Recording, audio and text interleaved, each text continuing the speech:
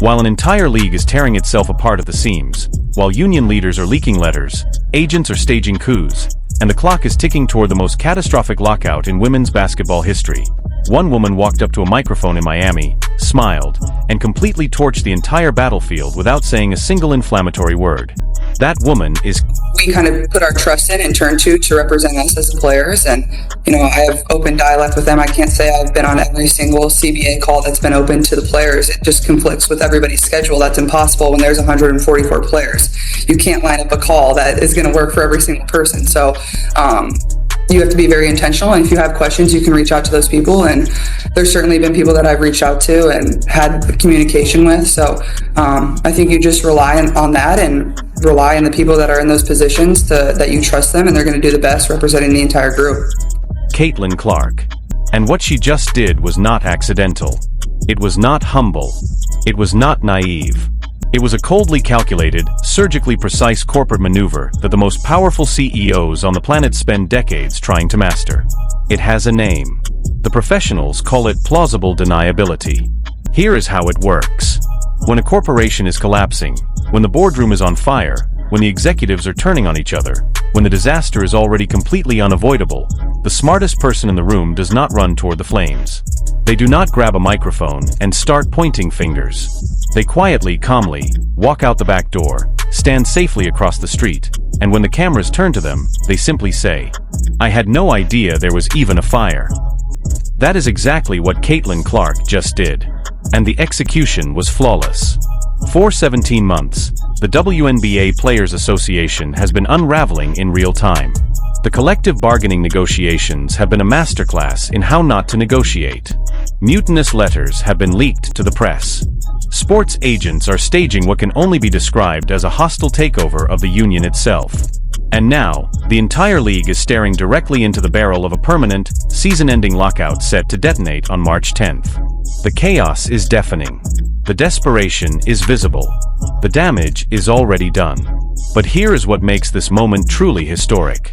In the middle of the single greatest institutional crisis women's basketball has ever faced, the most valuable player the sport has ever produced walked up to a microphone, looked the national media directly in the eye, and executed a brand extraction so clean, so elegant, so ruthlessly intelligent, that most people did not even realize they had just witnessed it.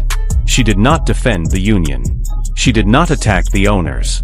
She did not throw gasoline on the fire or play the role of the loyal soldier the veteran establishment desperately needed her to play.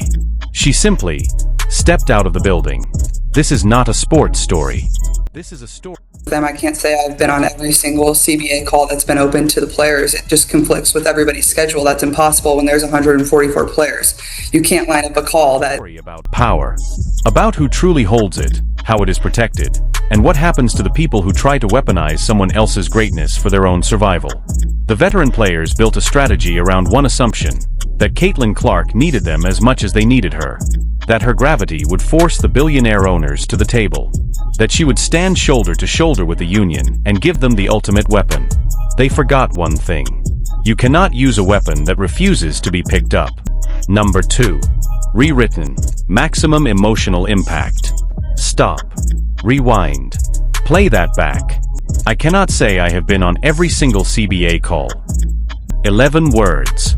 11 ordinary, polite, completely unremarkable words that the average person heard and immediately forgot. But those 11 words just changed everything. Because here is what Caitlin Clark did not say. She did not say, "I disagree with the union." She did not say, "I support the owners." She did not say this lockout is their fault. She said absolutely none of that. And that is precisely the point.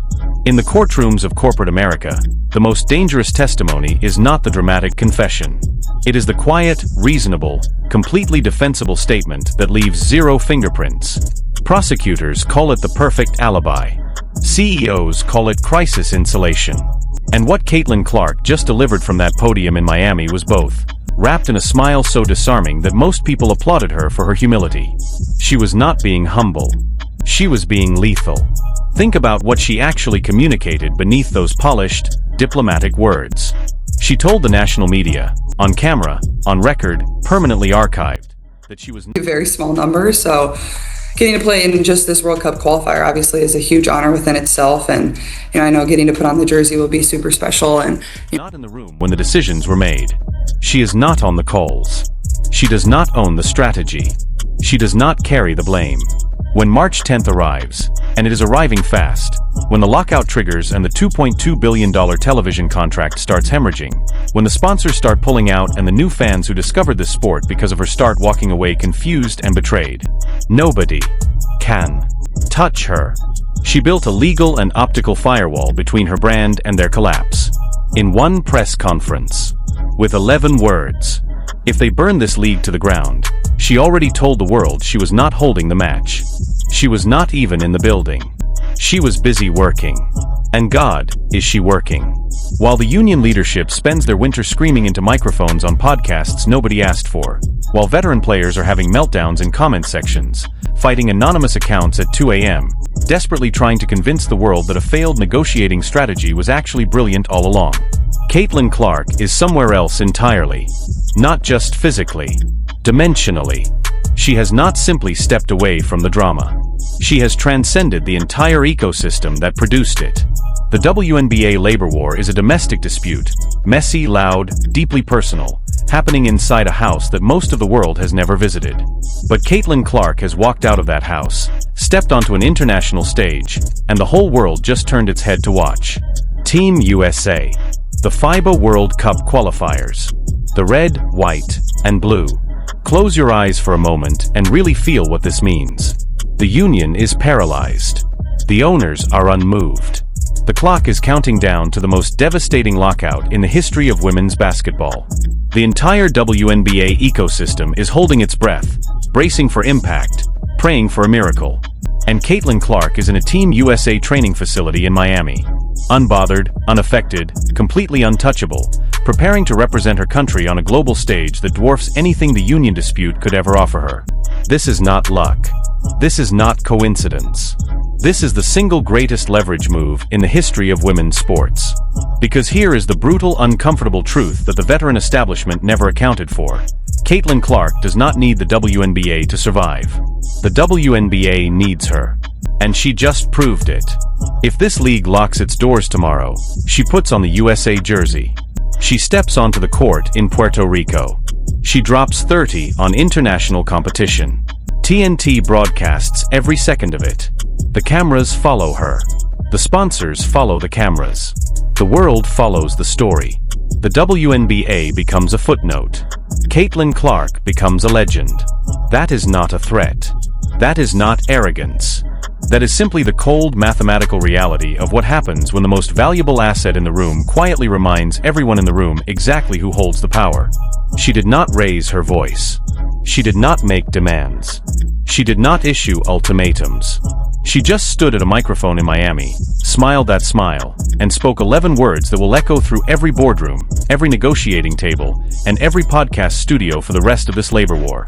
I cannot say I have been on every single CBA call.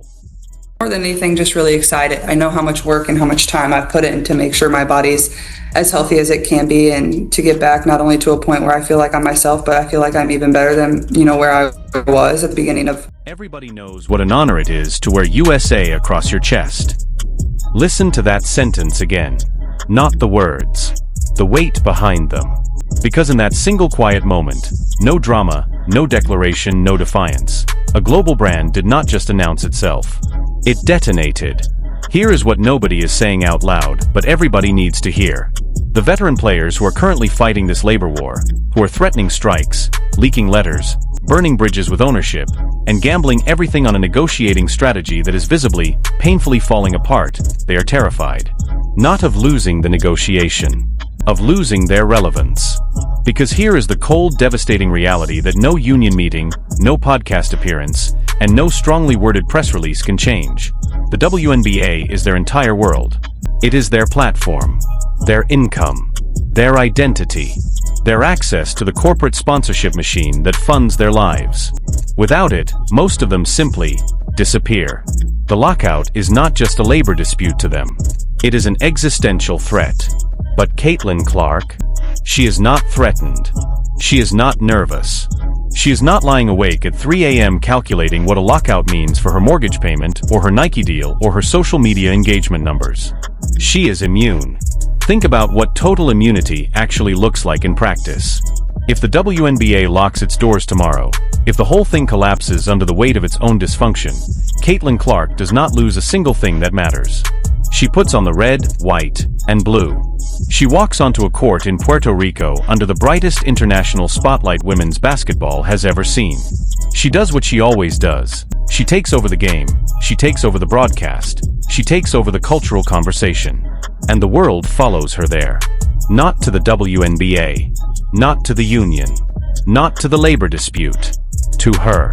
The television networks already understand this math perfectly. TNT Sports did not purchase the exclusive broadcasting rights to the FIBA qualifiers because they love international basketball.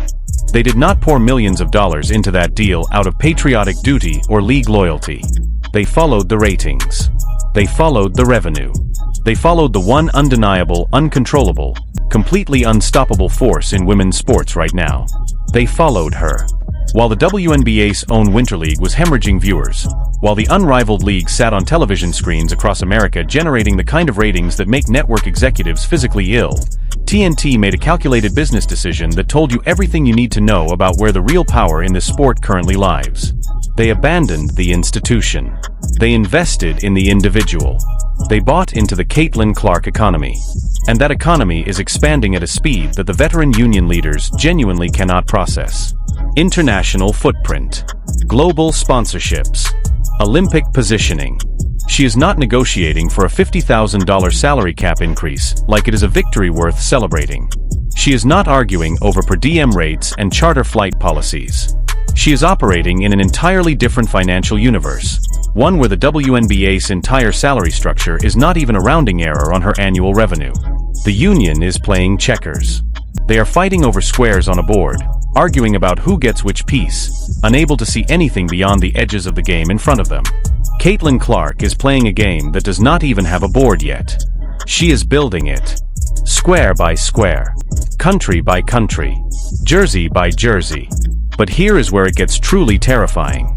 Everything we have talked about, the brand immunity, the international leverage, the TNT deal, the global expansion, that is all just the mental side of the equation. The physical side? That is where the real horror story begins. 8 months. That is how long Caitlin Clark has been gone from the public eye. 8 months of silence. 8 months of shadows. 8 months where the cameras went dark and the world could only wonder what was happening behind those closed doors. Most people assumed she was resting, recovering, taking the kind of well-earned break that anyone would need after the most scrutinized, most physically punishing rookie season in the history of women's basketball. They were wrong. Because here is what you have to understand about what she actually endured in that rookie season. She was not just playing basketball. She was surviving a war. She was targeted from the opening tip of her very first professional game. Cheap shots. Hard fouls. The kind of physical hostility that no rookie, regardless of how decorated, how celebrated, how generationally gifted, should ever have to absorb. The veteran establishment came for her. Repeatedly. Relentlessly. With an aggression that made headlines and made stomachs turn. And she played through every single second of it. She played through the bruises. Through the fatigue. Through the soft tissue damage